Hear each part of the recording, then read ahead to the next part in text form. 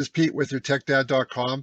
We're looking at Go High Level, and this map that you're looking at on the screen is available in the description for free. I suggest you go pick it up, and you can quickly utilize the resources that we'll cover together. In this particular video, we're going to look at the automation, and you can see there's 93 different types of automated steps available.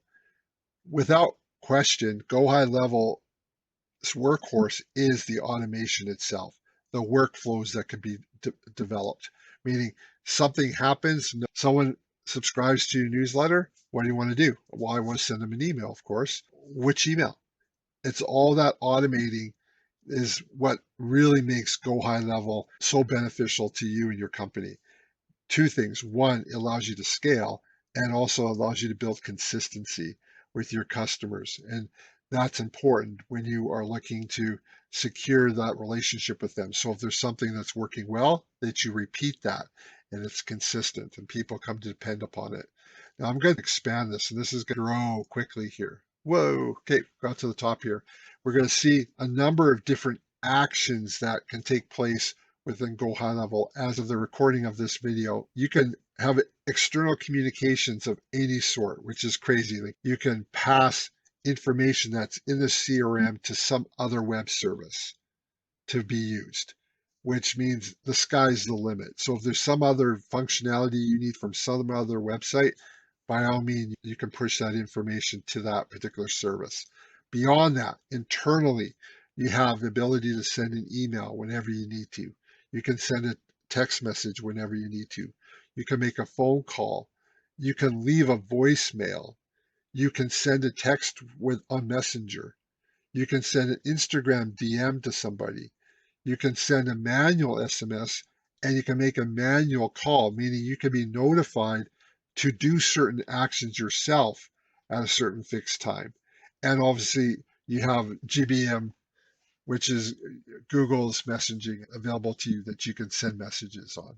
Beyond that, you can manage and trigger things based on different states of different people in your CRM. What I mean by that is you can have an appointment and say the appointment cancels for one reason or another. What do you want to do? I want to follow up and I want another appointment book. How do you want to go about doing that? Do you want to send someone an email? Do you want to leave them a voicemail? Do you get the idea? Do you want to be able to phone them directly yourself? Or do you want to do a combination of those things? This CRM allows you to set all those things up, and as many as automated as you would wish, and others as manual as you see necessary. People come in and they book an appointment themselves. What should happen? Of course, you want to confirm that appointment, but also you want to be able to follow up before the appointment as reminders. All that is available to you. And inside the workflow, they have a number of different conditions that are available. If else statements, which if you're a programmer makes a lot of sense to you. Wait statements, meaning you want a certain period of time to be elapsed between one event and the next event in the workflow. So for example, you could say, I want to send them an email right away when they sign up to my newsletter. That's important to me. But I want to follow up with another email like an hour later with a special offer.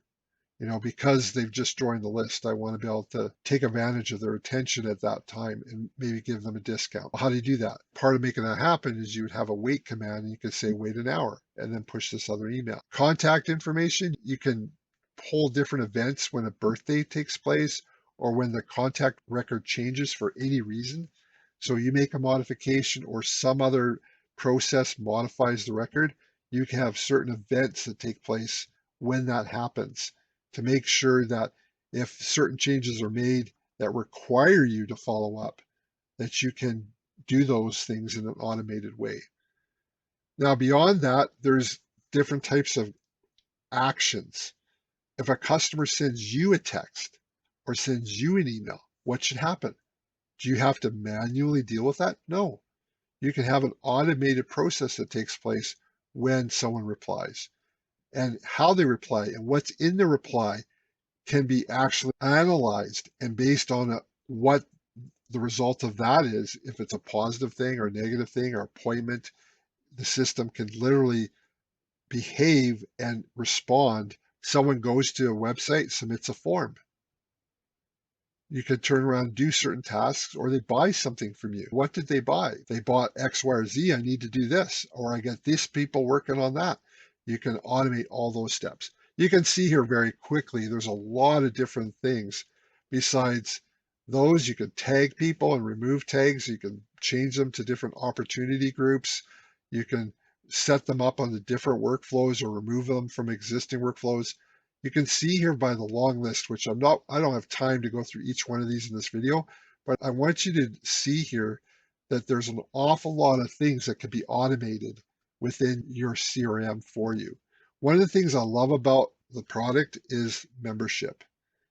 I personally use this quite a bit, where I have a membership where people get access to digital products, just like the ones you're watching here on YouTube that I publish, that are private, that people pay for. When they come into my memberships, I offer them certain things, and then for a certain period of time, and then take those offers away. All that's managed through the workflows for me. I don't have to manually do that. Membership allows me to do that type of action. Payments. I can accept payments on the system. What happens when a payment comes in? What should I do? Well, I should send an invoice, tell them thanks for your payment. It also ties into Shopify. Yes, that's right. So it's got connections into abandoned checkout, the order's been placed or an order's been fulfilled. You can connect Shopify right within Go High Level and have certain actions within Go High Level fire based on something that happened in Shopify. So that's another integration just to be aware of that exists here within the automations. Now, this is a high overview. This may or may not mean anything to you. If it does, it means more likely you already have dealt with automations before and you are looking for certain things, and more likely you saw something in this video or I mentioned something that allowed you to see that there is potential with Go High Level. And it's all I'm intending to do with this video is make you aware of those potentials, and it's worth a little bit of time investigating if in fact it's a true deliverable for your business. Now, if you have any questions about Go High Level and any of the functionality you saw in the automation, reach out to me. I'd be more than happy to help you. Check out a couple of the YouTube videos that exist. Each of these areas, I'm going to have here in short order, specific videos on them and how to use them and how they apply. So just be aware of that. There's going to be specific videos in my channel on all these sections. These videos are the very first, they're high overview, and it'll take a couple of weeks to a month or two to build the rest of these videos out. I do about 10 to 15 a day. I just pump them out pretty quick. And because I'm that familiar with the product already, so keep coming back, keep updating your map. And as you do, you're going to see more and more relevant information for you. Now, I'm more than happy to help you specifically. Reach out to me directly for any questions you might have. I'm with yourtechdad.com, and go download the map. Below in the description, you'll find a link. So thanks again for taking the time to watch this video. And that's it. Bye for now.